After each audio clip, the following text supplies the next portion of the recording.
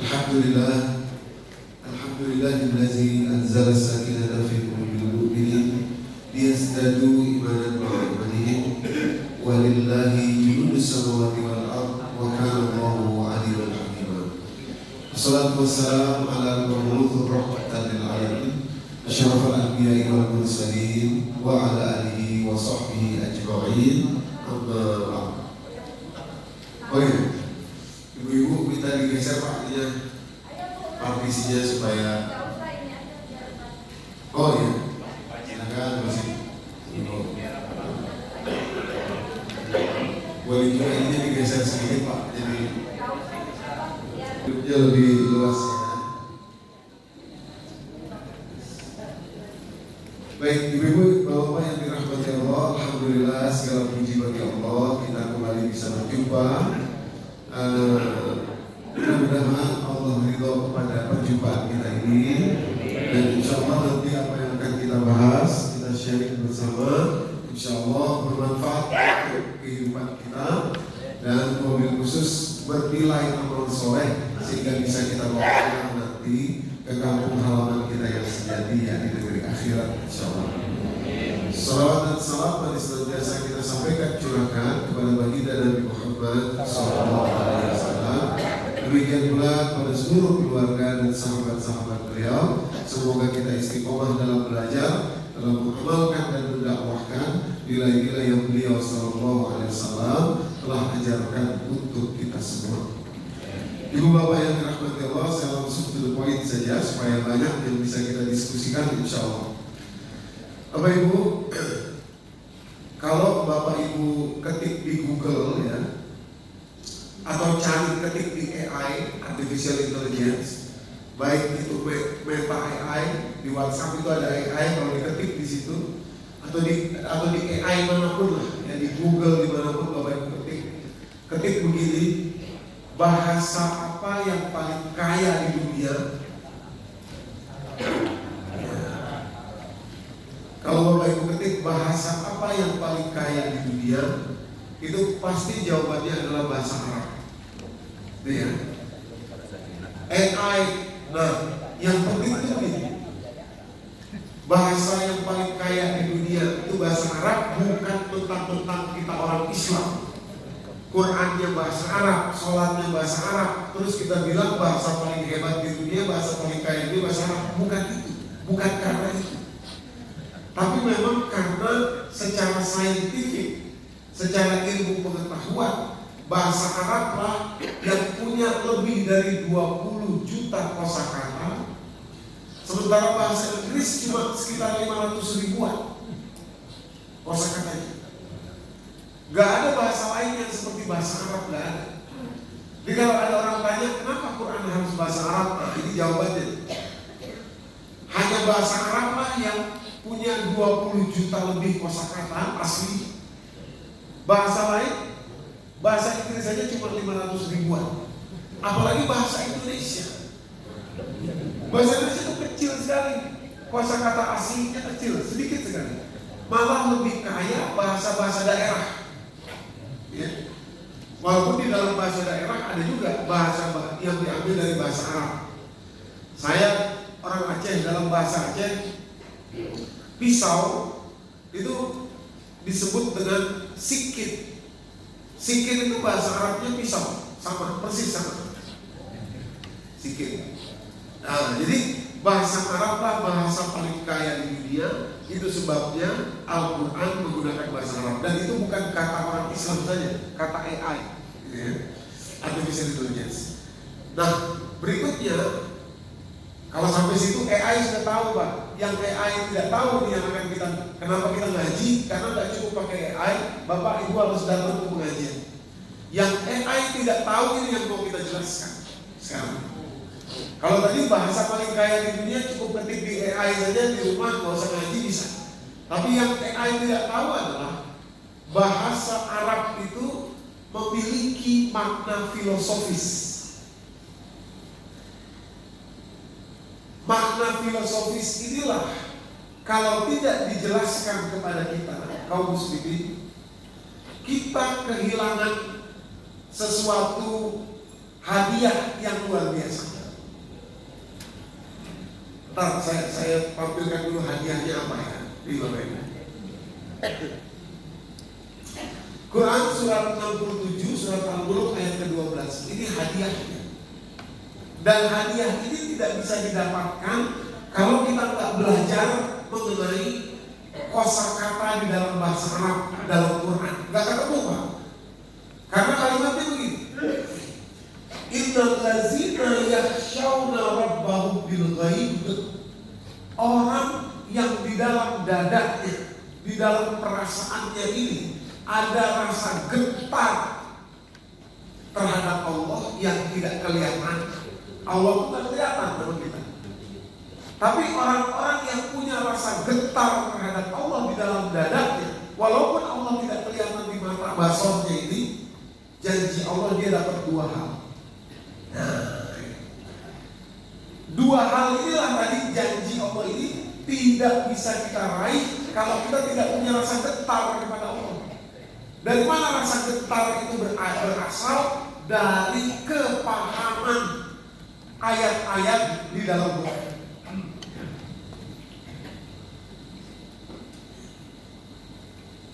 Halo?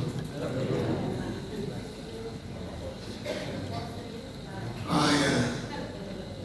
Saya ulangi, ini penting Bapak Ibu, karena hadiahnya luar biasa. Hadiahnya luar biasa. Saya ulang kalimatnya ya, pelan-pelan kalimatnya supaya kita paham. Ini janji Allah, hadiah, hadiah Allah. Makanya orang sering begini, Ustaz, kenapa ya hidup saya kok susah? Loh, Anda cek coba, dalam 24 jam berapa banyak waktu yang Anda dalam dada itu merasa getar kepada Allah?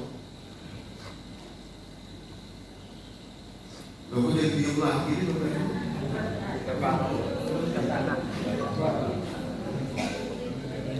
Dalam 24 jam berapa banyak?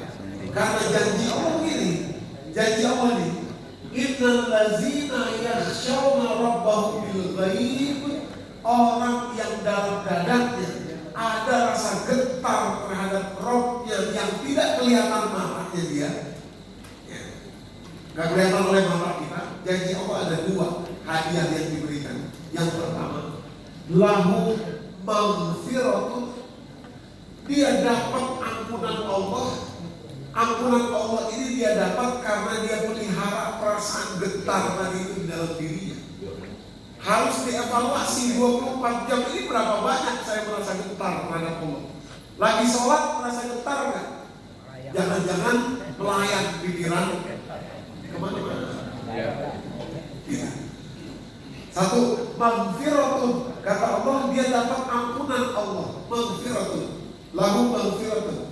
Dan yang kedua ini yang luar biasa Bapak Ibu, wa ajrun kabir, dia dapat balasan yang besar. Luar biasanya begini, besar di situ, kalimat besar itu bukan dilihat dari kacamata manusia, bukan diukur dari ukuran manusia, tapi diukur dari ukuran Allah. Berapa banyak kira-kira ukuran Allah dengan ukuran manusia perbandingannya? Kalau kita bandingkan satu hari di dunia ini sama dengan 1000 tahun di sisi Allah. Satu hari di dunia dalam kacamata manusia, satu hari dalam kacamata Allah 1000 tahun. Artinya 1 tahun 365 hari, 1000 tahun 365.000 hari. Jadi perbandingannya di mata manusia 1, di mata Allah 360.000 kali. Balasan yang besar ini wa ajrun kabir bukan dilihat dari kacamata manusia, tapi dilihat dari kacamata Allah. Di balasan besar inilah Pak, Bapak Ibu, semua kemudahan hidup. Ya Allah Ustaz, saya pengen deh hidup saya supaya mudah, saya pengen deh supaya jalan hidup saya lancar, saya pengen deh supaya anak-anak saya jadi baik-baik, soleha, saya pengen. Jawabannya berapa lama, berapa banyak Anda pelihara rasa getar kepada Allah dalam 24 jam? Gitu. Jadi umpamanya zikir gini Bapak Ibu ya, saya to the point saja supaya mudah diterima. Zikir itu bukan hanya lisan, tapi zikir yang utama itu masuk ke dalam rasa. Kadang-kadang lisannya tidak berucap dengan keras, tapi kalau nyambung dengan rasa gentarnya,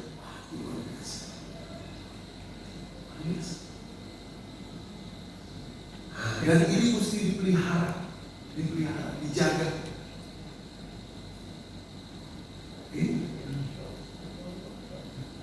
Nah, pagi ini kita mau buka gitu. Bagaimana caranya supaya dapat rasa gentar? Ya kan? Kan begitu kan? Maaf nih, saya cerita sedikit dulu. Ada orang, dia bilang begini, Ustaz, ya, saya beberapa tahun lalu berangkat umroh aja dia. Tapi saya kayaknya nggak berasa apa-apa. Nah ini, saya nggak berasa apa-apa. Ini pulang biasa aja ya. Ini aja kayak ibadah sholat biasa aja. Berarti ada yang salah. Ada yang salah. Kenapa? Karena kita tidak pelihara rasa tadi. Bagaimana cara peliharanya? Bagaimana cara memelihara rasa itu? Nah inilah yang akan kita buka. Caranya adalah dengan memahami, dengan paham bahasa kata, kosakata yang dipakai dalam Al-Quran. Inilah sebabnya kita harus ngaji. Gak ada di AI di Bapak Ibu. Gak ada di AI. Harus ngaji, harus datang ngaji. Sampai contoh dulu sebelum masuk ke dalam surat Al-Buruj, ya, surat 85. Sambil contoh dulu sholat tahajud, surat 17 ayat 79. Ya. Kalau Bapak Ibu gak ngaji, ya, gak pengajian, cuma baca terjemahan atau ketik di AI, terjemahannya muncul, kalimat terjemahan begini Pak, tentang sholat tahajud Ibu ya. Dan pada sebagian malam hari bersembahyang tahajudlah kamu sebagai satu ibadah tambahan bagimu. Mudah-mudahan Tuhanmu mengangkat kamu ke tempat yang terpuji. Coba perhatikan. Kesannya, kalau nggak dijelaskan di kalimatnya nanti kita jelaskan. Kalau nggak dijelaskan kesannya, sholat tahajud itu semacam tambahan saja. Seperti kalau makan itu ada istilah main course, hidangan utama, dan dessert, hidangan penutup. Nah, ya. Bu Nudi paling pintar bikin kelapa tart. Ya. Kalau mau kelapa tart enak pesan Bu Nudi. Ya, saya jadi ingat. Itu kan dessert itu makanan penutup itu kan tambahan saja.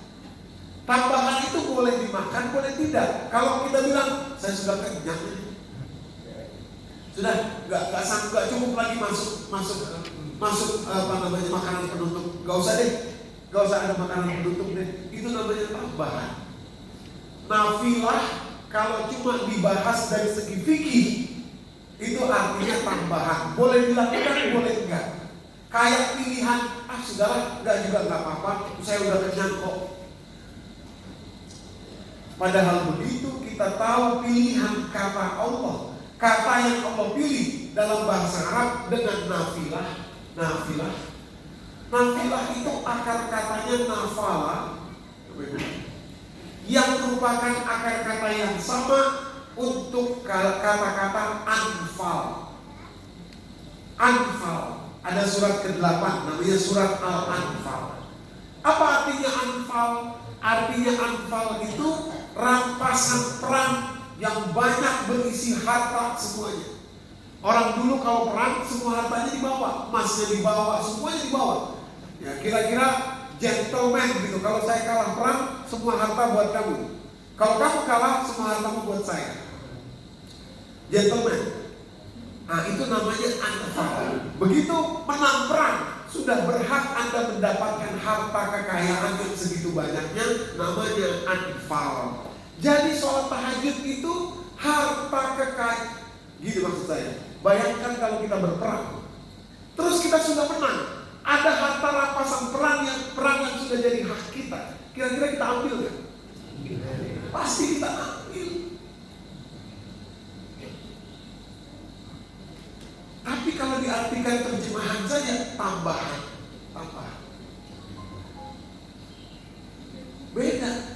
ceritanya gitu. Ceritanya beda.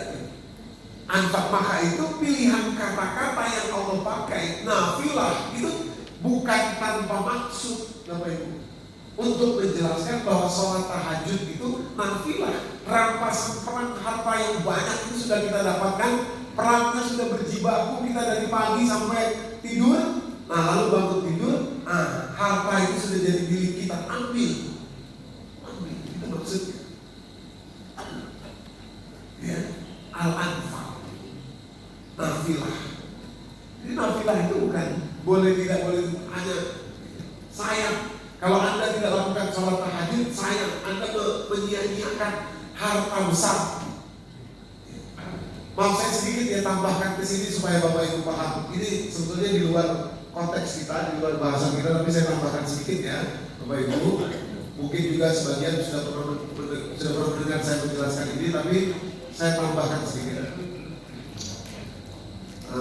supaya Bapak Ibu mana? Jadi kalau saya nggak salah ingat, tapi kita buka sedikit aja. Pertama, sholat tahajud itu bukan sholat hajat, beda. Kalau hajat itu pakai hak kecil, hajajah.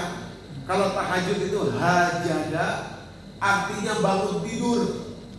Jadi sholat tahajud itu harus tidur dulu malam, baru bangun sholat, namanya tahajud. Kenapa begitu?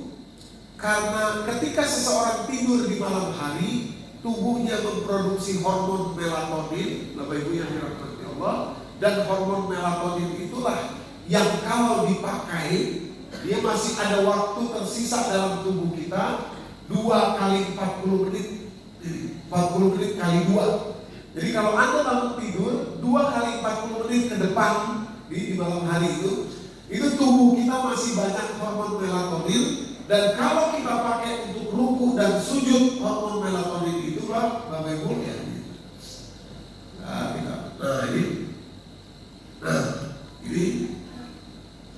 Ini di malam ini hasil penelitiannya dia bukan orang Islam, ya tentu saja nggak pakai jilbab, kan ya, ibu-ibu nenek tapi nggak pakai jilbab. Tapi dia meneliti hormon melatonin di malam hari. Jadi ketika kita bangun tidur 2 kali 40 menit darah kita masih berisi melatonin, dan saat itulah di malam hari melatonin itu akan diikat oleh asam sulfat, kemudian menjadi molekul melatonin. Singkat cerita, dia menjadi cerebral spinal fluid. Apa itu cerebral spinal fluid? Sumsum tulang belakang. Sumsum tulang belakang itu butuh diperbaiki.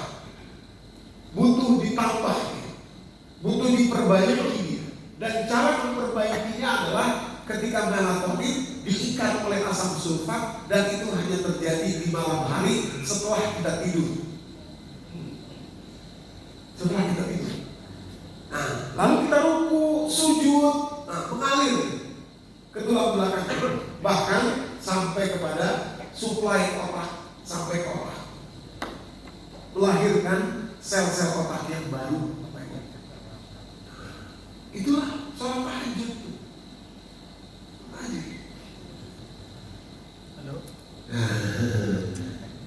Jadi coba kalau kita nggak ambil, kalau kita pikir boleh enggak, boleh iya, boleh enggak, kok bukan gitu. Nafilah, ini nafilah. Sayangnya oleh terjemahan dan di kaidah fikih tambahan itu kan boleh mau, saya udah nggak usah nih. Kan begitu cerita, cara pikirnya kan begitu. Tapi dengan mengetahui makna kata di balik itu, baru kita bisa merasakan manfaat besarnya. Oke.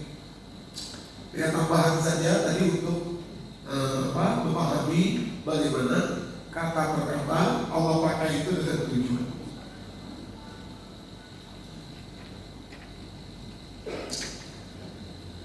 Nah, Bapak Ibu yang dirahmati Allah, untuk merasa gentar terhadap Allah, kita harus paham. Ya, jadi Allah pakai kata-kata nafilah ini supaya kita tahu bahwa manfaatnya sholat tahajud dan itu harus dijelaskan lewat pengajian seperti ini. Kalau pakai AI nggak ada. Ya. Berikutnya saya ambil contoh lagi, sedikit lagi contoh supaya nanti kita bisa masuk ke surat Al-Buruj dengan mudah. Saya ambil contoh, misalkan surat An-Naml ayat 18, surat 27 ayat 18. Di situ disebutkan Bapak Ibu, semut. Kalau tidak dijelaskan, kalau hanya pakai terjemahan saja, kita nggak tahu semut itu semut betina apa jantan. Tapi dalam bahasa Arabnya kita bisa tahu bahwa ketika semut itu bilang kepada kaumnya, itu menggunakan kata-kata kolats. Jadi artinya mu'annas, artinya yang memerintah itu adalah semut betina. Ilmu pengetahuan modern butuh waktu lama untuk mengetahui bahwa semut itu dipimpin oleh ratunya. Al-Quran sudah menginformasikan kepada kita lewat mu'annas, qolat, semut itu berkata. Artinya apa? Semut betina. Yang memerintah itu semut betina. Nah, dengan mudah akhirnya kita tahu bahwa semut itu dipimpin oleh ratu. Ini yang membuat kita tuh sadar bahwa Allah itu luar biasa, Al-Quran itu luar biasa. Ya, jadi ada rasa gentar dan takut kita itu karena informasi dari Al-Quran. Itu ya dua contoh untuk membawa kita pada pembahasan kita yang sebenarnya, yakni kata-kata buruj surat ke-85. Bapak Ibu, saya tampilkan beberapa ayatnya. Was-sama'i zatil buruj wal yaumil maw'ud, itu semua sumpah ya. Wa syahidin wa mashhud, qutila ashabul ukhdud an-nari zatil waqud izhum 'alaiha qu'ud wa hum 'ala ma yaf'aluna bil mu'minina shuhud wa ma naqulu billahi billahi al-'azizil hamid alladzi lahu mulku samawati wal ardh wallahu 'ala kulli syai'in syahid, dan seterusnya nanti ayat 10 dan ayat 11-nya. Nah, kenapa? Apa hebatnya surat Al-Buruj ini Bapak Ibu? Hebatnya adalah di pilihan kata-kata buruj. Saya harus jelaskan dulu begini. Dalam Al-Quran, bintang itu disebut dengan 3 nama. 3 nama. Ada buruj, ada kaukab, ada najm.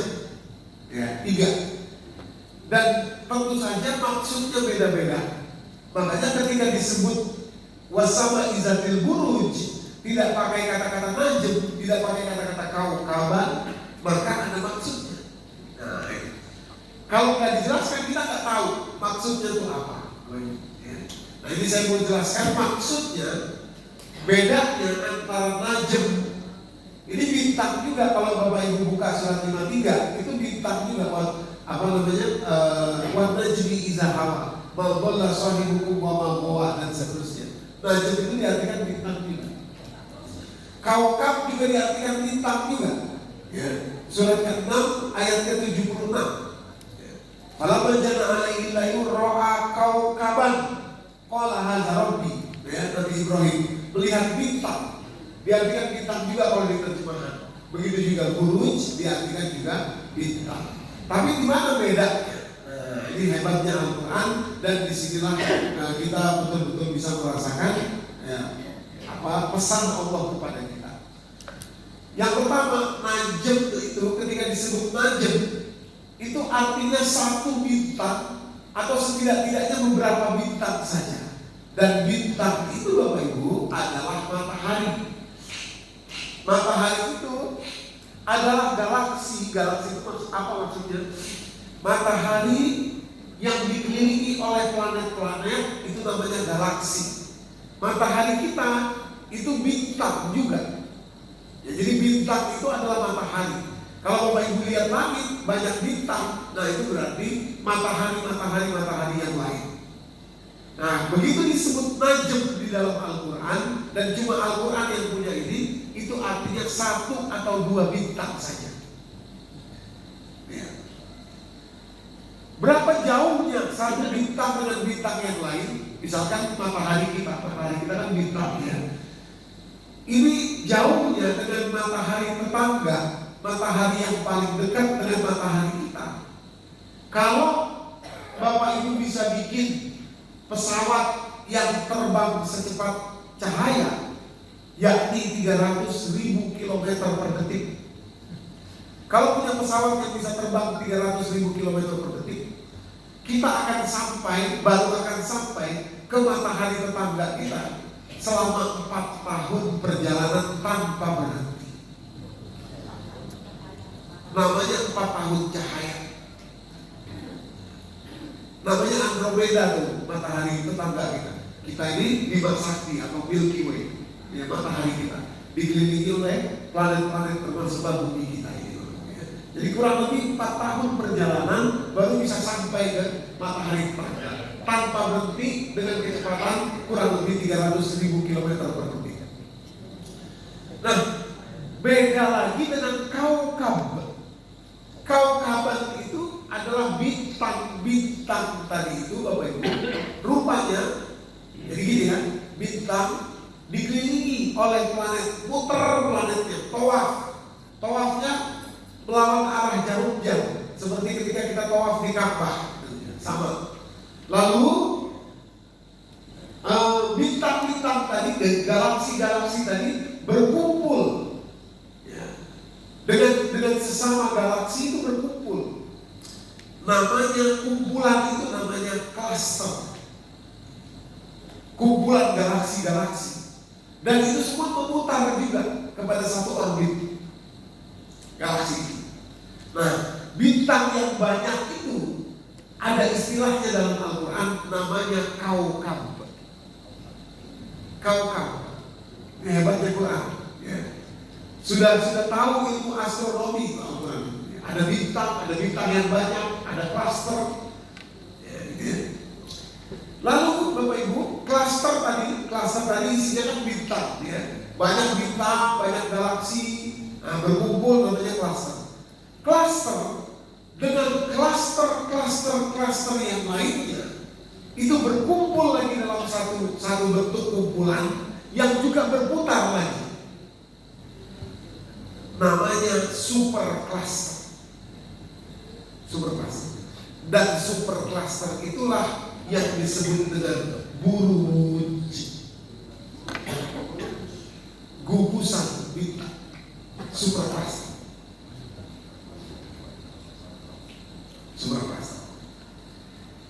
Ya. Nah, kenapa disebut buruj? Kenapa disebut super cluster? Ada beberapa maknanya yang ingin Allah tampilkan lewat kata buruj tadi. Ya. Yang pertama, gugusan, ya, jadi gugusan bintang. Jadi bukan satu bintang, juga bukan kumpulan bintang-bintang, karena itu cluster. Nah, tapi kumpulan cluster, nah itulah buruj. Yang pertama, menggunakan kata-kata buruj karena berasal dari kata-kata baroja. Baroja itu akar kata yang sama ketika seorang perempuan berdandan ingin menampilkan kecantikannya, itu namanya tabarruj. Akar katanya sama dengan buruj. Artinya sengaja Allah betul-betul ingin menampilkan kecantikan gugusan bintang tadi itu kepada kita yang melihat di bumi ini, dan memang ada perlunya. Kecantikan yang mempesona. Makanya disebut buruj, nggak asal-asalan tampilannya.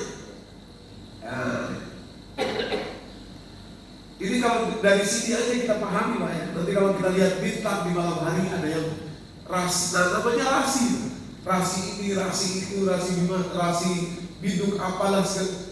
Bayangkan, itu sengaja Allah buat supaya Anda melihatnya dengan indah, dan memang ada perlunya. Kenapa ada perlunya? Sebagai navigasi, sebagai panduan untuk manusia berjalan di atas muka bumi. Google Map, Waze, dan aplikasi-aplikasi penunjuk jalan yang lainnya bisa kita pakai karena adanya gugusan bintang yang tidak pernah berubah. Tuh. Makanya bisa ada Google Map, bisa ada Waze, dia tahu. Nah, dan situ dia bikin kamera. Di jalan dia ke sini, jalan di sini. Tapi awalnya dasarnya adalah dari langit. Timur, barat, selatan, utara. Tahunya dari mana? Ya. Jadi Allah pakai kata-kata buruj ingin menunjukkan kepada kita bahwa kecantikan bintang itu yang kita lihat di malam hari itu bukan tanpa sengaja. Itu betul-betul disengaja oleh Allah buat kita melihatnya. Buat kita melihatnya. Buruj. Supaya kita melihat, menyaksikannya. Ya. Yang kedua, makna dari kata buruj adalah gugusan atau gugusan benteng yang ditata dengan rapi, ingin menunjukkan kekuatan sang pemilik di balik benteng itu. Makanya benteng itu dalam bahasa Arab disebut buruj, benteng. Misalkan dalam surat An-Nisa ayat 78, "Aina ma takunu yudrikumul maut walau kuntum fi burujin musayyadah." Kemanapun kamu pergi, maut akan mendatangimu walaupun kamu berada di sebuah benteng yang kokoh. Buruj, benteng. Benteng. Jadi begitu Allah pakai kata-kata wasama izatil buruj, aku bersumpah demi langit yang memiliki gugusan bintang, untuk menunjukkan betapa gugusan itu sangat cantik, sengaja dibuat oleh Allah supaya kita suka melihatnya dan memang ada butuhnya. Dan yang kedua, karena menunjukkan betapa kuatnya sang pemilik benteng itu sendiri. Wasama izatil buruj. Nah, lalu maksudnya, kalau tadi maknanya, sekarang maksudnya. Kenapa Allah pakai bersumpah dalam surat Al-Buruj ini dengan gugusan bintang yang seperti itu, Bapak Ibu? Karena rupanya karena Allah ingin menunjukkan kepada kita sifat pemaaf dan pengampunnya Allah yang maha luas, yang maha banyak, seluas gugusan bintang dan sebanyak gugusan bintang yang tidak terhingga itu. Dari mana tahunya itu? Dari ayat 10 dan ayat 11-nya, Pak. Nah, jadi surat Al-Buruj ini luar biasa indahnya karena sumpah Allah diawali bersumpah dengan gugusan bintang. Gugusan bintang itu, Bapak Ibu, sebentar. Oh ya, saya belum jelasin ini sebentar. Saya kelompatan tadi. Jadi gugusan bintang, Bapak Ibu ya, gugusan bintang. Buruj bukan kaukab, bukan juga najm, tapi buruj. Gugusan bintang itu rupanya, ya di super cluster tadi ya, super cluster tadi katakanlah ini super cluster. Itu rupanya dengan super cluster yang lainnya, super cluster dengan super cluster yang lainnya, itu rupanya saling menjauhi. Saling menjauhi satu dengan lainnya, terus sampai detik ini saling menjauhi. Setiap detiknya saling menjauhi. Artinya apa? Artinya alam semesta ini terus mengembang, expanding. Kalau ibu bapak bayangkan balon ditiup balon. Nah, langit itu seperti itu, ditiup terus dan tidak pecah-pecah sampai saat ini, menunjukkan memang tidak terbatas, gak ada batasnya. Makanya disebut buruj. Kalau disebut najm tadi terbatas, bintangnya cuma di situ. Kalau disebut kaukab tadi juga terbatas, rasi bintang yang terbatas yang terlihat di langit dunia ini. Tapi begitu disebut buruj itulah yang mengembang satu dengan lainnya, menjauhi satu dengan lainnya. Saya pahami ya Ibu ya. Buruj. Kenapa disebut buruj? Karena hanya buruj lah, super cluster lah yang menjauhi satu dengan lainnya setiap detik, saling menjauhi. Namanya the expanding universe, alam semesta yang terus mengembang. Nah, maksudnya Allah ingin mengetengahkan kepada kita lewat alam semesta yang terus mengembang ini atau super cluster ini. Allah ingin mengetengahkan kepada kita bahwa ampunan Allah, karena surat Al-Buruj itu diawali dari sumpah dengan buruj dan puncaknya berada di ayat ke-10 dan ayat ke-11 tentang ampunan Allah yang luar biasa. Kalimatnya begini, ayat 10-nya. Innal ladzina fatanul mu'minina wal mu'minati tsumma lam yatubu falahum azabun jahannam wa lahum azabun harim. Allah bilang orang-orang yang menzolimi orang beriman. Jadi dulu zaman Bani Israel ada orang yang zolim sama orang beriman. Sampai-sampai orang beriman dimasukin ke selokan lalu dibakar hidup-hidup oleh mereka. Kepada orang sebejat itu aja Allah bilang, kalau mereka tidak bertobat, mereka akan saya beri azab. Kalau tidak bertobat, innal ladzina fatanul mu'minina wal mu'minati tsumma lam yatubu. Orang itu bejat, zolim kepada orang beriman, terus dia nggak bertobat, saya azab. Jadi kalimat summa ini, summa lam yatubu ini, inilah bentuk kasih sayang Allah. Kalau bertobat diterima taubatnya. Ya, bentuk kasih sayang Allah. Manusia nggak bisa. Makanya tadi Allah tampilkan gugusan bintang yang terus mengembang itu sebagai sumpah Allah untuk menunjukkan sebesar itulah ampunan yang Allah siapkan untuk manusia. Summalam yatubu. Kalau mereka tidak taubat, baru saya azab mereka. Kalau tidak taubat. Buat orang-orang yang beriman beramal soleh, balasan Allah luar biasa lagi. Menunjukkan juga seluas langit dan bumi tadi. Ayat 11-nya. Innal ladzina amanu wa amilus shalihat, orang beriman dan beramal soleh, lahum jannatun tajri min tahtihal anhar, mereka akan mendapatkan surga yang mengalir di bawahnya sungai-sungai. Zalikal fawzul kabir, itu adalah balasan karunia Allah yang amat besar bagi mereka. Sebesar tadi langit yang terus mengembang itu. Jadi surat Al-Buruj mengajarkan kepada kita sumpah Allah. Ini kita cuma buka kata-kata burujnya saja, baru buka kata-kata burujnya saja. Mengajarkan kepada kita betapa ampunan Allah itu tidak pernah habis, masih mengembang terus sampai saat ini seperti alam semesta yang mengembang itu. Jadi kalau kita punya dosa, punya salah, buru-buru bertobat, jangan biarkan. Ayo koreksi diri kita, karena ampunan itu tersedia. Sampai detik ini terus tersedia, terus mengembang alam semesta ini, buruj ini terus mengembang, dan dengan itulah Allah mengistilahkan ampunan Allah seluas ini, sebesar itu, sebesar alam semesta yang tidak berbatas ini. Makanya pakai kata buruj. Ya. Lalu masih semangat ini Pak?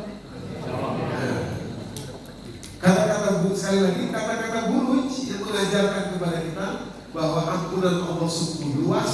Allah umpamakan sebagaimana super cluster atau galaksi atau super cluster yang terus mengembang sampai detik ini. Dari awal diciptakan sampai detik ini terus mengembang tanpa henti, namanya the expanding universe, alam semesta yang terus mengembang. Nah, ini Bapak. Terakhir saya ingin tampilkan 10 kompilasi. Ini supaya nggak terlalu banyak yang kita pelajari, supaya bisa ketangkep kata-kata burujnya saja. Saya ingin tampilkan 10 kompilasi ayat-ayat Al-Quran yang bermuatan ampunan Allah.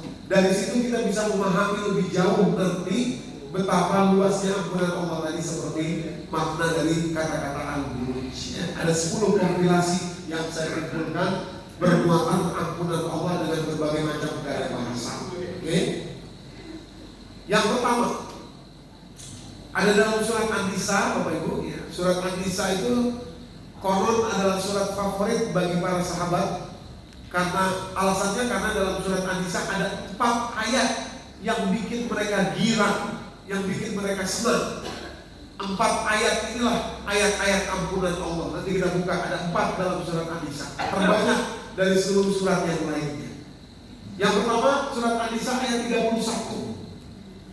Surat An-Nisa ayat 31. Kalimat Allah begini. Auzubillahi minasyaitonirrajim. In tajtanibu kaba'ira ma tunhauna anhu. Kalau kamu hindarkan dirimu, kalau kamu jaga dirimu, tidak melakukan dosa besar yang dilarang kepadamu. In tajtanibu kaba'ira ma tunhauna anhu. Janji Allah, nukaffir ankum sayyi'atikum wa nudkhilkum mudkhalan karima. Allah akan tutupi, ampuni dosa-dosa kecilmu. Hanya dengan kamu jaga supaya gak lakukan dosa besar, Allah ampuni dosa kecilmu. Dan Allah masukkan kamu ke dalam tempat masuk yang mulia.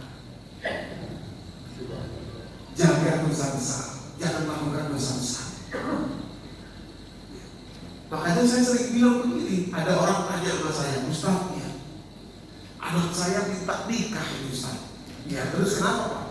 Masalahnya dia baru dapat beasiswa ke luar negeri. Kan maksud saya sayanglah jangan menikah dulu. Saya bilang, oh Bapak salah. Bapak harus jaga dosa besar. Jaga. Jangan sampai anak Bapak melakukan dosa besar karena Bapak gak mau menikahkan dia. Tapi kalau niat Bapak, biar saya jaga supaya anak saya tidak sempat melakukan dosa besar, sudah menikah. Zina itu dosa besar. Kalau niat Bapak seperti itu, janji Allah, intajtanibu kaba'ira ma tunhauna anhu nukaffir ankum sayyi'atikum wa nudkhilkum mudkhalan karima. Kami tutupi dosa-dosa kecilmu dan kami masukkan kamu ke tempat masuk yang mulia. Dosa besar, jangan betul dosa besar. Syirik itu dosa besar. Hati-hati. Lebih bagus kita periksa diri kita. Periksa diri kita. Jangan-jangan syirik. Hati-hati. Kalau syirik itu harus hati-hati. Bapak-bapak silahkan pakai cincin batu. Bagus, tapi alasannya apa? Harus dicek. Misalkan, Bapak bagus ini cincinnya. Misalkan gitu ya. Kenapa Bapak pakai cincin batu ini? Oh, saya suka aja Ustaz warnanya biru. Mantap. Saya suka aja Ustaz warnanya hijau. Mantap. Saya suka aja warnanya merah delima bagus. Tapi kalau alasannya begini, ini Ustaz, katanya cincin ini untuk pengasih. Supaya orang kalau lihat saya tuh ya romantis, untuk supaya ini lancar. Syirik Bapak. Dosa besar. Harus kita hati-hati. Tidak ada. Ini tidak ada toleransi. Saya harus katakan itu dosa besar. Dosa besar. Kalau Anda hindarkan itu, janji Allah luar biasa. Boleh pakai batu apa boleh, tidak ada masalah. Tapi kalau alasannya adalah syirik, dosa besar. Rasul juga pakai cincin. Ibu-ibu, Rasul pakai cincin di tangan kelingking. Di jari kelingking kanan pakai cincin. Nah, boleh, silakan. Tapi alasannya jangan sampai alasan yang syirik. Ya. Ini yang pertama. Surat An-Nisa ayat 31. Karena begitu kita menghindarkan dosa besar, langsung Allah ampuni dosa kecil dan kemudian Allah masukkan kita ke tempat masuk yang mulia. Ya, enak banget gitu. Allah tuh baik banget gitu. Ya jaga dosa besar aja untuk nggak kita lakukan. Yang dosa-dosa kecil yang kita lupa itu Allah ampuni. Sudah Allah ampuni. Diskon, ya, diberi diskon oleh Allah. Berikutnya masih surat An-Nisa ayat 48. Nah, ini tadi sudah bicara sedikit soal syirik. Sekarang kita lanjutkan. Kalimat Allah begini. Innallaha la yaghfiru an yushraka bihi. Allah tidak akan mengampuni orang yang mati dalam keadaan ada syiriknya. Gak diampuni oleh Allah. Hati-hati. Bahaya betul. Selama kita masih hidup ini, saya sampaikan pesan kepada kita semua. Ayo kita bersihkan diri dari kesyirikan. Gak ada yang selain Allah itu tidak ada. Gak ada. Gak ada yang bisa memberi kekuatan selain Allah. Tidak ada.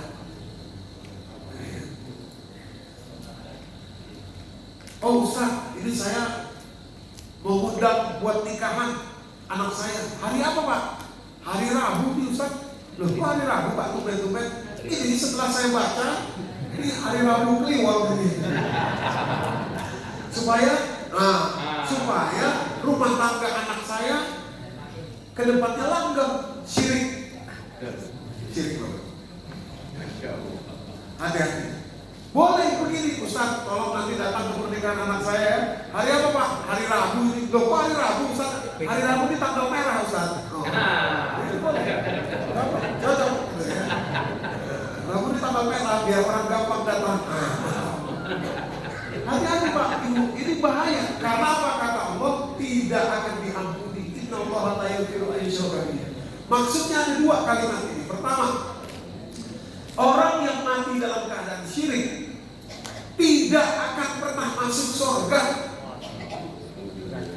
Ada orang yang masuk neraka dulu, dia punya tauhid, dia punya iman, bersih dari syirik, tapi ada dosanya dia kerjakan. Masuk neraka dia untuk membersihkan dosa-dosanya ini. Mungkin sekian tahun, tapi akhirnya masuk surga. Kalau orang mati dalam keadaan syirik, tidak diampuni Allah selama-lamanya. Mana dalilnya? Innallaha la yaghfiru an yushraka bihi wa yaghfiru ma duna dzalika liman yasha. Allah mengampuni yang selain itu kepada siapa yang dia kehendaki. Wa may yusyrik billahi faqad dhalla wa may yusyrik billahi faqad iftara itsman 'aziman. Barang siapa syirik kepada Allah, sungguh dia melakukan dosa bukan lagi besar, tapi azim. Azim itu lebih tinggi daripada besar. Azim. Dosa sangat besar syirik itu, Bapak.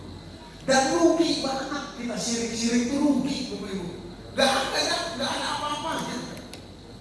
Syirik gak ada kekuatan kecuali dari Allah. La haula wala quwata illa billah. Oke.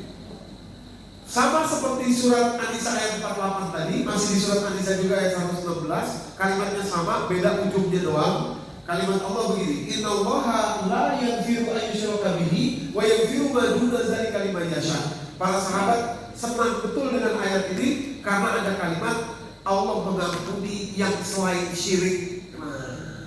Apapun itu Allah ampuni selain syirik. Lanjut. Gitu ya. Wa may yusyrik billah faqad dhalla dhalalan ba'idan. Siapa yang syirik kepada Allah, sungguh dia telah sesat dengan kesesatan yang sangat jauh. Ya. Oke. Berikutnya surat An-Nisa ayat ke-110, di kompilasi yang ketiga ya, untuk kita sadar tadi betapa pilihan kata-kata buruj yang Allah pakai dalam surat Al-Buruj untuk menunjukkan betapa luasnya ampunan Allah Subhanahu wa taala. Kalimatnya begini, wa may ya'mal su'an aw yazlim nafsahu thumma yastaghfirillah yajidillaha ghafurur rahima. Barang siapa yang pernah berbuat keburukan, berbuat dosa di masa lalunya, keburukan, dosa dan lain sebagainya, thumma yastaghfirillah, kemudian sekarang dia minta ampun kepada Allah. Perhatikan kalimatnya, minta ampun kepada Allah, yajidillaha ghafurur rahima, dia akan mendapati Allah Maha Pengampun. Perhatikan, dia minta ampun kepada Allah satu, tapi Allah beri dua. Yajidillaha ghafur, tadi yang diminta ghafur, istighfar, diambil dari kata ghafur, ya Allah ampuni saya. Dia minta satu nih, ampuni saya, tapi Allah beri dua. Yajidillaha ghafurur rahima, dia akan dapati Allah mengampuni dosanya dan menyayangi dia. Minta ampun kepada Allah. Ada orang begini, Ustaz, ya, saya bukan gak mau berangkat umroh, uang ada saya, terus juga ya kesehatan ada, waktu luang juga ada lah. Cuma saya pikir begini Ustaz, kayaknya belum pantas saya berangkat umroh karena banyak dosa. Terbalik Pak, justru Anda banyak dosa, datang ke sana, simpuhkan diri Anda di hadapan rumah Allah, minta ampun pada Allah supaya astagfirullah. Kalau memang duitnya ada, waktunya ada, badannya sehat, berangkat. Jangan salah. Wah, belum pantas saya, Ustaz, dosa masih banyak. Jangan, nanti keburu mati. Iya, nggak sempat. Justru datang kepada Allah, bersimpuh dan minta ampun kepada Allah. Ya. Di ayat kompilasi yang ketiga, barang siapa pernah berbuat keburukan, pernah berbuat dosa, dosanya ini dosa besar Bapak Ibu ya, karena ia zulim nafsahu, menzolimi dirinya sendiri. Nah, ini dosa yang besar. Apalagi dosa-dosa kecil, insya Allah ya itu sudah Allah ampuni. Syaratnya betul-betul istighfar, minta ampun kepada Allah. Nanti Allah beri dua, Allah ampuni dan Allah sayangi. Padahal mintanya cuma ampunan doang, Allah berinya dua. Semua yang astagfirullah ya jadilah ghafurur rahim. Dua. Berikutnya surat Al-Maidah ayat 39. Kalimat Allah ini, faman taba min ba'di dzulmihi wa aslaha, barang siapa yang bertaubat setelah kezalimannya dan memperbaiki. Nah, ada taubat dan memperbaiki. Kalau tadi baru minta ampun saja, Allah sudah berikan ampunan dan kasih sayang. Sekarang taubat dan memperbaiki dirinya. Fa innallaha yatubu alaihi. Nah, kalimat penggunaannya yatubu alaihi ya. Ini luar biasa Bapak Ibu. Gini, dari asma Allah yang 99 itu kan gak boleh dipakai oleh manusia ya kan? Misalkan Al-Jabbar gak boleh dipakai oleh manusia. Misalkan namanya Fulan Al-Jabbar gak boleh, harus ganti nama tuh. Atau apalagi Al-Maliku misalkan. Dulu ada kawan saya namanya Agung Al-Maliku. Saya juga gak boleh nama harus ganti. Nah, boleh dikasih Abdu dan Abdul Malik boleh, Abdul Jabbar boleh, Abdul Rahim boleh. Tapi kalau Al-Jabbar, Al-Malik, Ar-Rahim gak boleh, karena itu asma Allah. Hebatnya Pak, dari semua asma Allah 99 itu ya, ada satu yang pasti Allah pakaikan kepada manusia. Allah pakaikan kepada manusia. Dia adalah At-Tawwab. At-Tawwab itu asma Allah, tapi Allah pakaikan kepada manusia. Innallaha kana tawwaba. Innahu kana tawwaba. Tawwab, Allah At-Tawwab. Tapi Allah juga mengatakan innallaha yuhibbut tawwabin wa yuhibbul mutatahhirin. Kenapa Allah pakaikan kepada hamba ini? Ini simbol bahwa ketika seorang hamba bertaubat kepada Allah, satu langkah dia berjalan kepada Allah, Allah menuju kepada dia dengan dua langkah. Ketika hamba ini berjalan menuju taubatnya kepada Allah, Allah berlari menyambut taubatnya dia. Kira-kira begitu. Itu sebabnya asma At-Tawwab itu Allah pakaikan kepada hamba untuk menunjukkan sama. Bukan cuma hamba ini yang girang bisa kembali taubat kepada Allah, tapi Allah juga gembira menerima taubatnya hamba, bahkan 2 kali lipat. Lalu kalimat ini, fa innallaha yatubu alaihi, kira-kira artinya maka Allah menyambut dia. Barang siapa bertaubat dan memperbaiki diri, maka Allah menyambut taubatnya dia. Ya, innallaha ghafurur rahim. Allah Maha Pengampun dan Maha Penyayang. Tadi dua hadiah tadi ya, diberikan Allah kepada manusia. Lanjut berikutnya surat Al-An'am ayat 54. Ya, sedikit lagi. Kalimatnya begini, wa iza ja'aka alladziina yu'minuuna bi ayatina faqul salamun 'alaikum. Apabila datang orang beriman kepada kalian, katakan salam kepada mereka. Kenapa mereka beruntung mendapatkan salam? Kalimat berikutnya, kata Allahu ala nafsihi rahmah, karena Allah telah mewajibkan kepada dirinya sendiri. Allah itu mewajibkan kepada dirinya sendiri sifat kasih sayang kepada hamba-Nya. Allah menetapkan kepada dirinya sendiri sifat kasih sayang kepada hamba-Nya. Kasih sayang. Nah, bentuknya apa? Kalimat berikutnya, Annahu man amila minkum su'an bi jahalatin tsumma taba min ba'dihi wa aslaha fa annahu ghafurur rahim. Ya, ini bentuknya adalah ketika seseorang pernah berbuat keburukan di masa lalunya karena kebodohan dirinya, kemudian dia bertaubat kepada Allah min ba'dihi wa aslaha dan memperbaiki dirinya, fa annahu ghafurur rahim, maka Allah Maha Pengampun lagi Maha Penyayang. Itu bentuk sifat kasih sayang yang Allah tetapkan kepada dirinya sendiri. Ya. Jadi buat yang mendengarkan video ini karena direkam, jadi videonya nanti jangan putus asa. Pernah berbuat dosa, pernah berbuat salah, justru buru-buru sekarang perbaiki, mumpung masih hidup. Dosanya apa? Dosanya besar sekali Ustaz. Tenang aja, Allah Maha Pengampun. Yang penting bertaubat. Jangan sirik ya Ustaz ya. Sirik masih bisa juga selama hidup Pak. Yang tidak bisa orang mati dalam keadaan syirik. Itu maksudnya tadi. Kalau dia masih hidup masih bisa. Dulu dia percaya sama, wah ini pohon keramat, syirik tuh. Sekarang dia bertobat. Dia bertobat, bisa.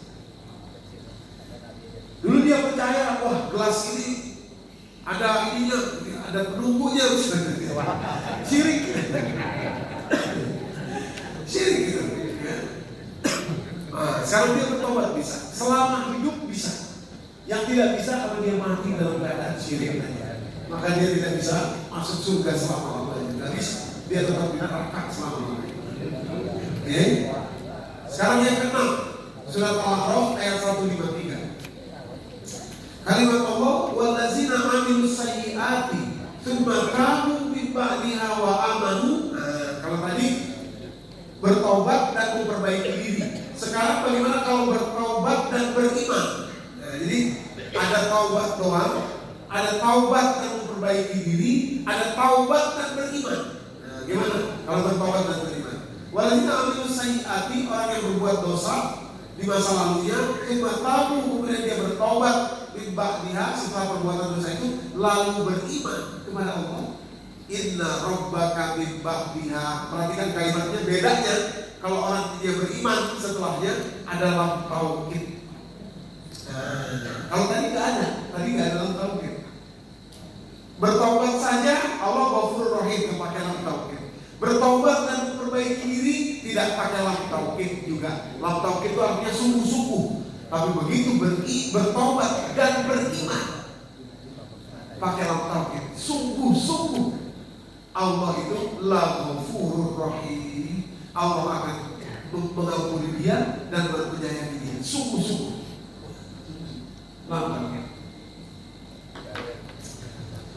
Gitu. Jadi kalau kita pernah berbuat dosa, buru-buru taubat, lalu perbaiki diri, cepat-cepat beriman. Cepat-cepat sebelum wafat, sebelum mati. Berikutnya ayat ke-7, surat Al-Anfal ayat 29. Ya ayyuhallazina amanu ittaqullaha yaj'al lakum furqana. Wahai orang beriman. Nah, sekarang buat orang beriman. Kalau tadi buat orang yang bikin dosa, sekarang misalkan orangnya sudah beriman, lalu dia menjadi takwa dari keimanannya itu. Apa yang dia dapat janji Allah? Perhatikan kalimatnya. Ya ayyuhallazina amanu ittaqullaha yaj'al lakum, pertama hadiahnya furqan. Di dalam diri orang yang beriman dan bertakwa ini ada sensor, Pak. Sensor namanya furqan. Furqan itu semacam firasat. Tapi orangnya beriman dulu.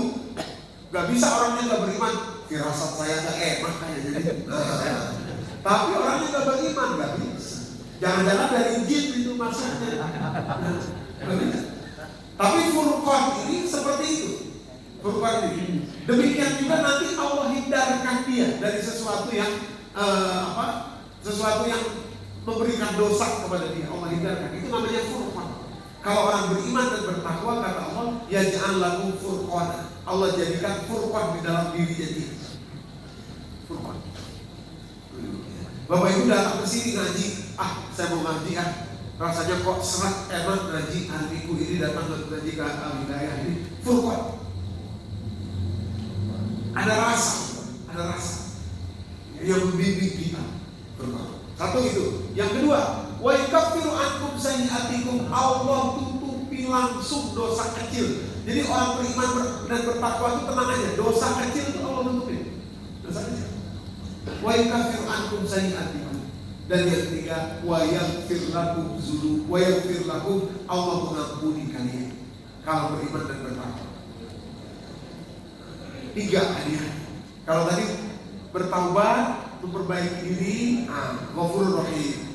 Bertobat, beriman, la Ghafurur Rahim adalah tauhidnya. Orang beriman menjaga takwa, 3 hadiahnya. Dapat furqan, ditutupi dosa kecilnya, dan diampuni oleh Allah SWT. Wallahu dzul fadlil azim. Allah memiliki karunia yang amat besar. Oke, kita cepat sedikit lagi. Surat Al-Anfal sekarang ayat 33. Sama tadi surat Al-Anfal juga, sekarang ayat 33. Nah, ini Pak. Bapak Ibu, kalau Anda kepingin tidak diazab Allah di dunia ini, lakukan ini Pak. Ada 3 hal yang bisa Anda lakukan kalau ingin tidak diazab Allah mulai dari dunia sampai akhirat. Apa yang 3 itu? Pertama, kata Allah begini, wa ma kana Allahu liyu'adzibahum wa anta fihim. Kata Allah, saya tidak akan mengazab suatu kaum selama engkau, wahai Rasulullah, wahai Muhammad SAW, ada di tengah mereka. Jadi selama Nabi Muhammad ada di tengah hidup kita, Allah tidak akan mengazab kita. Maksudnya apa? Nabi Muhammad kan sudah wafat. Maksudnya bagaimana? Maksudnya adalah bersolawat kepada beliau, dan itu bukan hanya mulutnya saja. Karena solawat diambil dari kata-kata sila yang artinya tersambung, terhubung. Maksudnya tersambung, terhubung sifat karakter Nabi Muhammad dengan kita. Itu solawat yang benar. Jangan sampai orang mulutnya bersolawat, kelakuannya berbanding terbalik dengan Rasulullah. Bukan solawat itu. Karena solawat diambil dari kata sila yang artinya terhubung, seperti sholat. Sholat diambil dari kata sila, terhubung. Silaturahim, menghubungkan rahim. Nah, sholawat itu artinya menghubungkan karakter kita sama dengan karakter Rasulullah. Sambil kita mengucapkan Allahumma sholli wa sallim wa barik alaihi wa ala alihi wa ashabihi ajma'in. Dengan begitu Anda terhindar dari azab. Anda terhindar dari azab. Bapak, kenapa pakai baju warna putih? Saya dengar-dengar Rasulullah suka warna putih. Mantap. Bapak, kenapa sekarang ada jenggotnya? Kalau jawabannya gini, saya kelihatan lebih ganteng aja Ustaz kalau masih gitu. Rugi itu Pak. Iya, salah. Jawabannya salah. Kalau ditanya, Bapak kenapa sekarang ada jenggotnya? Saya baca waktu Ustaz, Rasulullah itu pelihara jenggot. Saya pengen mengikuti Rasulullah. Mantap. Sudah. Jadi menghidupkan yang seperti itu, lalu sifat-sifat karakter beliau. Nah, Bapak kenapa kok dikit-dikit ngajak traktir anak istri? Nah, ibu senang ya. Dikit-dikit anak istri diajak makan, ditraktir, di itu, di itu, diberikan diberikan ini. Kenapa? Saya dengar-dengar kata Rasulullah, khairukum khairuhu li ahli, sebaik-baik kalian adalah yang paling baik kepada keluarganya, wa ana khairukum li ahli, dan sayalah yang paling baik kepada keluarga saya di antara kalian semua. Siapa yang mencontoh itu Ustaz? Mantap. Tapi kok jadi pada diem di sebelah mana? Maaf. Ya, awas Bapak, itu yang uang yang kita spending itu waktu itu bernilai, berharga, dan itulah yang akan menghindarkan azab Allah kepada kita kalau kita punya salah dan dosa. Karena apa? Mengikuti, mencontoh Rasulullah. Nah, itu sholawat yang sebenarnya begitu. Jangan sampai sholawatnya dari mulut itu kencang, tapi pelit kepada anak istri, kasar terhadap anak istri. Itu salah. Begitu juga ibu-ibu sama. Hanya mencontoh bukan cuma laki-laki, ibu-ibu dengan kapasitas ibu-ibu. Ya, kata Nabi, sebaik-baik kalian adalah yang paling baik kepada keluarganya. Ibu punya suami, punya anak. Bagaimana ibu mengatur suami dan anak, melayani suami dan anak, itulah mencontoh Rasulullah. Jangan sampai ibu pikir saya ini kan sekolah S1, sekolah S2, sekolah S3, S keliling, S ini, S itu. Masa saya harus tungguin di rumah? Masa saya salah cara berpikirnya salah. Dulu Bu.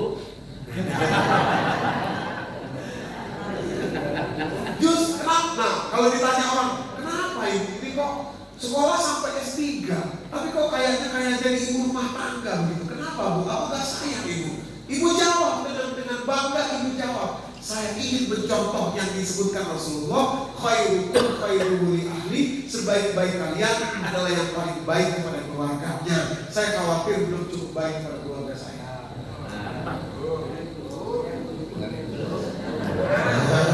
Karena yang dia kalau sini. Ya jadi dua-duanya punya peran, dua-duanya sama kita ini mencontoh Rasulullah, ya.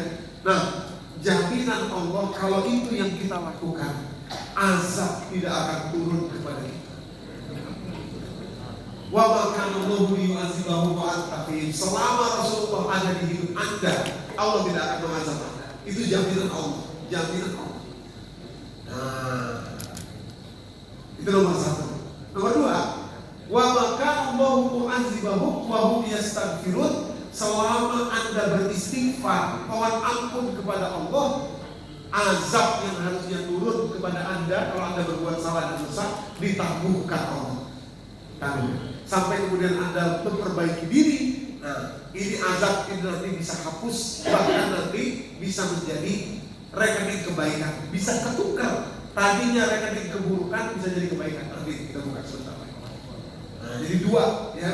Hal yang bisa menghindarkan azab, pertama hadirkan Rasulullah dalam hidup kita, yang kedua banyak beristighfar. Yang ketiga, kalau ingin hindarkan azab, ma yaf'alullahu bi azabikum, surat An-Nisa ayat 147, Allah tidak akan mengazab kalian, kata Allah, jaminan Allah, ma yaf'alullahu bi azabikum in syakartum wa amantum, kalau kalian banyak bersyukur. Jangan banyak ngeluh. Jangan banyak khawatir, cemas. Semua itu menghilangkan syukur. Bisa kok kita didik anak dengan syukur, gak perlu pakai cemas, bisa. Bisa kok kita ingatin orang tanpa perlu pakai khawatir, tanpa perlu pakai marah, bisa. Kenapa kita gak mau marah, gak mau cemas, gak mau dan lain sebagainya? Karena itu menghilangkan rasa syukur. Sementara kata Allah, selama kamu bersyukur, Allah tidak akan mengazab kamu. Mana?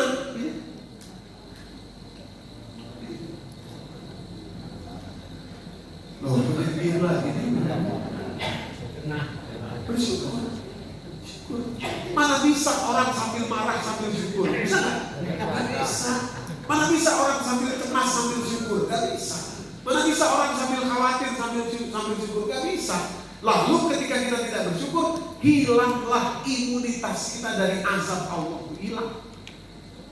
Nah, makanya orang bingung, kenapa ya Ustaz, kok hidup saya susah banget, kok begini-begitu. Coba cek diri Anda. Jangan-jangan susah bersyukur. Apa-apa yang dilihat yang kurangnya, apa-apa yang dipantau yang kurangnya, apa-apa cemas, apa-apa khawatir, apa-apa marah, ini dikit marah, itu dikit. Gak bisa. Memang harus di sini kita harus selesaikan, di dalam diri harus selesaikan. Kalau mau azab itu terhindarkan. Halo? Kok tiba-tiba jadi sepi lagi? Jadi azab itu bisa dihindarkan. Tadi syaratnya hadirkan Rasulullah dalam hidup kita. 2, banyak beristighfar. 3, banyak bersyukur. Banyak bersyukur dalam hidup ini. Lihat baiknya, lihat yang lebihnya, lihat pemberian Allah yang sudah diberikan kepada kita. Banyak bersyukur. Oke? Berikutnya yang ke-9. Nah, ini tadi yang saya bilang, saya cepat, tinggal 2 lagi. Orang-orang yang bertaubat, kemudian kalau tadi ada taubat beriman, ada juga taubat memperbaiki diri. Sekarang semuanya dirangkum. Ada taubatnya, ada imannya, ada beramal solehnya. Bagaimana hadiah? Nah, kalimat Allah dalam surat Al-Furqan,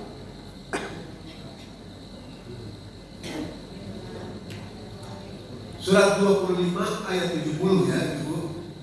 Kalimat Allah gini, illa man taba wa amana wa amila sholihan. Kalau Ibu mulai dari ayat 69-nya, itu orang-orang akan diazab oleh Allah, kecuali ya orang yang berbuat dosa akan diazab oleh Allah, kecuali illa man taba, kecuali dia yang bertaubat, satu, wa amana, kemudian beriman, wa amila sholihan, kemudian beramal soleh. Nah, itu terkumpul semua nih, taubat, iman, amal soleh, terkumpul semua. Apa janji Allah? Faulaika yubaddilullahu sayyi'atihim hasanah. Mereka itulah yang oleh Allah dibalik perbuatan buruknya dulu menjadi perbuatan baik. Ada dua tafsirnya. Saya cepat saja tapi harus saya sampaikan. Yang pertama, ada para ulama menafsirkan semua. Jadi tafsir pertama begini, ada orang 64 tahun dia berbuat dosa, nggak pernah sedikit pun berbuat kebaikan. Tiba-tiba di tahun ke-65 dia bertobat. Cuma sempat 1 tahun dia bertobat, beriman, beramal soleh. Dia aja cuma 1 tahun. Sesuai dengan janji ini, tafsir yang pertama mengatakan yang 64 tahun tadi awalnya tercatat sebagai minus karena dia bertobat, beriman dan beramal soleh. Yang 64 tadi bukan hanya diputihkan, tapi dibalikkan jadi plus. Luar biasa. Itu tafsir yang pertama. Tafsir yang kedua dari ayat ini, ada orang 64 tahun dia berbuat dosa. Di tahun ke-65 dia taubat, beriman dan terus beramal soleh. Tafsir yang kedua mengatakan Allah akan berikan kesempatan di hidup dia untuk mengkompensasi, membayar 64 tahun kesalahan dia itu, bahkan lebih dari 64 tahun itu. Seperti contohnya siapa? Sayyidina Umar Ibn Khattab radhiyallahu anhu. Hidupnya sebelum ketemu Rasulullah, sebelum masuk Islam luar biasa. Dikit-dikit main penggal aja orang. Iya. Salah dikit orang dipenggal. Tebas, akhirnya mati. Berapa banyak orang sudah dibunuh sama dengan perbuatan itu, kira-kira begitu ya kalau kita baca sejarah. Tapi begitu bertaubat, beriman, beramal soleh, betul-betul luar biasa. Sehingga iman amal solehnya tadi itu perkaliannya itu eksponensial. Eksponensial itu lipatannya itu 2 kali 2 4, berikutnya 4 kali 4, berikutnya 16 kali 16 gitu. Nah, dan berikutnya seterusnya. Yubaddilullahu sayyi'atihim hasanah. Allah gantikan perbuatan buruknya dengan perbuatan baiknya. Wa kana Allahu ghafurur rahim. Terakhir surat Az-Zumar ayat 53. Kalimat Allah, qul ya ibadiyallazina asrafu ala anfusihim la taqnatu min rahmatillah innallaha yaghfiru dzunuba jami'an innahu huwal ghafurur rahim. Saya sudah pernah cerita juga, saya ulangi dengan cepat saja.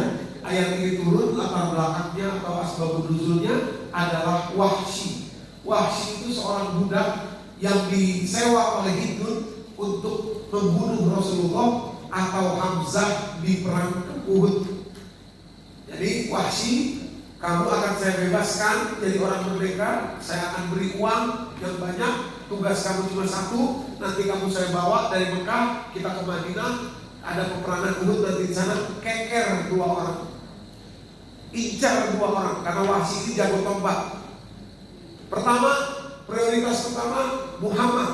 Kalau Muhammad gak bisa, Hamzah, pamannya Muhammad. 2 ini, salah satu bisa kamu bunuh, kamu saya beri uang, kamu saya bebaskan.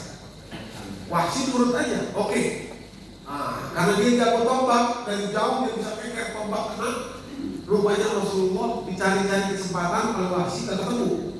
Saking gesitnya Rasulullah dalam peperangan gitu ya. Begitu satu kali waktu ada kesempatan bisa keker Sayyidina Hamzah. Dia keker dari jauh, kena syahid Sayyidina Hamzah. Lalu Sayyidina Hamzah dibelek dadanya oleh Hindun saking marahnya, sehingga jenazah beliau itu dalam keadaan tercabik-cabik. Rasulullah melihat pamannya tercabik-cabik, sedih beliau. Karena beliau ini juga manusia biasa. Surat Al-Kahfi ayat 110. Qul innama ana basyarun mislukum yuha ilayya annama ilahukum ilahun. Manusia biasa yang bisa sedih juga Rasulullah. Akhirnya bertahun berlalu dari peristiwa itu, Wahsy rupanya pengen masuk Islam. Lalu dia datang kepada Abu Bakar, wahai Abu Bakar, saya pengen masuk Islam. Betul saya dulu pernah membunuh Hamzah, saya salah, saya akui, tapi saya pengen masuk Islam, bisa nggak? Lalu Abu Bakar datang kepada Rasulullah, ya Rasulullah, Wahsy pengen masuk Islam, boleh nggak? Rasulullah cuma diam saja, nggak bilang iya, nggak bilang enggak. Karena Rasulullah diam, Abu Bakar nggak berani lagi lah, diam saja Abu Bakar. Wahsy, Rasulullah diam saja, nggak jawab apa-apa. Wahsy rupanya nggak putus semangat, nggak bisa melalui Abu Bakar, datang ke Sayyidina Umar. Sama juga permintaannya, Umar, saya pengen masuk Islam. Betul saya bersalah dulu, bisa nggak saya masuk Islam? Oke, sebentar, saya bilang dulu sama Rasulullah. Umar juga ngomong sama Rasulullah yang sama, ya Rasulullah, Wahsy pengen masuk Islam, bisa? Lagi-lagi Rasulullah diam saja, nggak jawab iya, nggak jawab enggak, karena sedih dia. Lalu turunlah ayat Al-Quran surat Az-Zumar ayat 53, seolah-olah menegur Rasulullah, seolah-olah.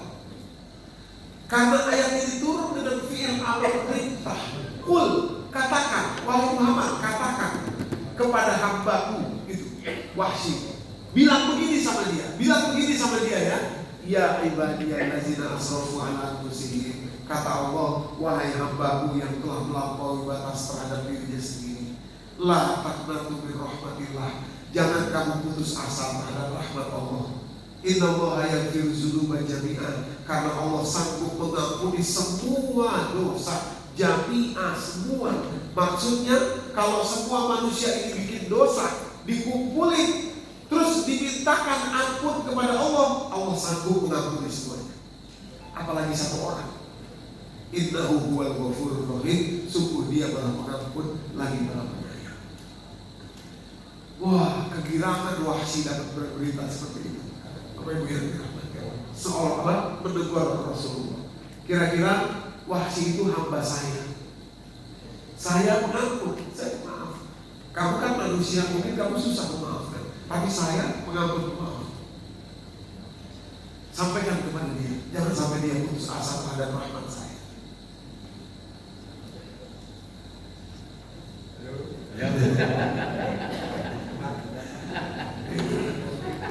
Jadi salah kalau ada orang, maaf ya ibu-ibu, ya bapak, salah kalau kita bilang ke siapapun, kita bilang kamu ini udah tertutup, udah pintu tobat kamu gak ada lagi, kamu bejat banget, kamu ini salah. Gak boleh, gak bisa. Kenapa? Karena Allah itu maha pengampun, dan orang ini semua manusia ini hamba Allah. Cuma yang kita ajak supaya dia bertobat cepat-cepat aja, jangan keburu mati, jangan keburu wafat. Apapun dosanya Allah terima taubatnya, Allah terima. Oke, mudah-mudahan bisa memberikan manfaat bagi kita semua. Surat Al-Buruj, Allah pakai buruj di situ untuk menunjukkan betapa luasnya ampunan Allah, sebagaimana gugusan bintang yang tidak pernah berhenti expanding. Seperti itulah ampunan Allah, amat luas, tidak terhingga, tidak terbatas. Jangan khawatir, jangan takut, minta ampun segera kepada Allah. Perbaiki diri segera, perbaiki diri, beriman, beramal soleh segera. Allah akan menerima, bahkan menyambut dengan gegap gempita taubat kita. Wallahu a'lam bishawab. Wassalamualaikum warahmatullahi wabarakatuh.